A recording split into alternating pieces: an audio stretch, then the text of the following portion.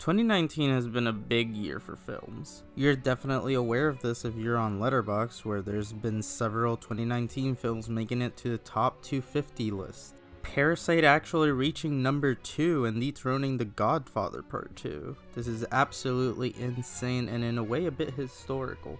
I've seen Parasite twice now, and both times I've come to a similar conclusion, and that's that it's really good, but not something that I love, unfortunately. It's definitely a crowd pleaser though. The plot progression is easy to keep up with, and it's very clever in its execution, making for many moments to stand out. Most of what works for me was its style, which is bombastic at times, but mostly keeps itself classy as well as comedic. I also enjoyed how it tackled class warfare, which sort of went over my head on my first watch, but on rewatch you can definitely see it play throughout its visuals and pretty much every shot. That's something that I really loved about this film. Even during the crowd-pleasing moments, the visuals are constructed with layers enough for you to chew on.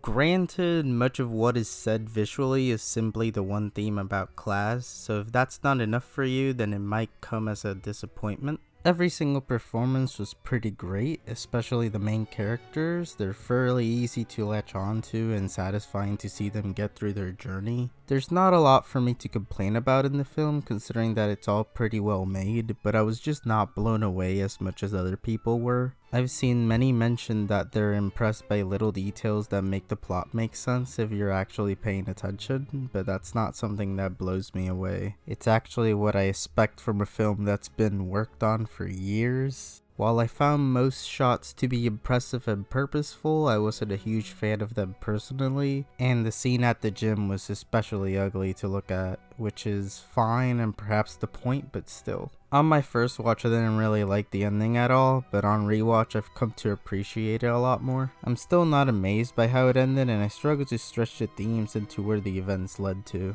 Anyway, the film is a lot of fun, and if you're the type of person that doesn't watch artsy movies because you're bored by them, then I think you should give this one a shot because I feel like it'll win a lot of people over. Watch it if you can. It's in some theaters now. It's a 7 out of 10 for me.